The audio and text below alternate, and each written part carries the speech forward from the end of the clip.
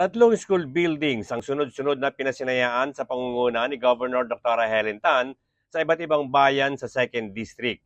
Kabilang dito ay ang 2-story 6-classroom para sa Sariayan National High School, 2-story 4-classroom building para sa Pahingan Norte Elementary School at 2-story 6-classroom sa Bukal Sur Elementary School sa Candelaria, Quezon. Ayon kay Governor Tan, sa kabuuan ay 100 silid-aralan na ang naipatayo nila sa buong lalawigan na nagmula sa lokal na pamahalaan ng pondo.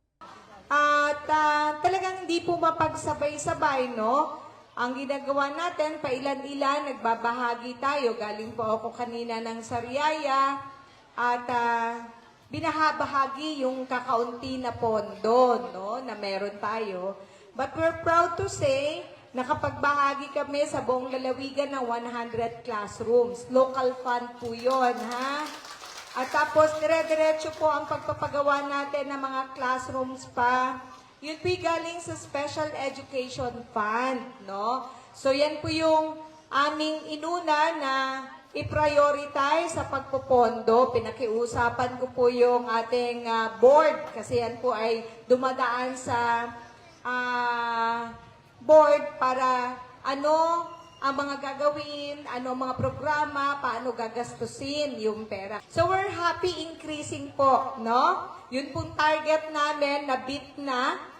Tumaas po ang collection, ibig sabihin mas nadami pa yung classrooms natin na may bibigay. So, next year, hopefully, makapagbigay uli kami dito ng classroom, tapos sa iba pang mga lugar sa ating lalawigan. Samantala, bukod sa mga infrastructure projects, tiniyak din ni Governor Tan sa mga mag-aaral at guro na tuloy-tuloy ang iba pang mga programa at proyekto ng pamahalaan, lalo na para sa mga guro. Talagang puspusan ang ginagawa namin na paglilingkod.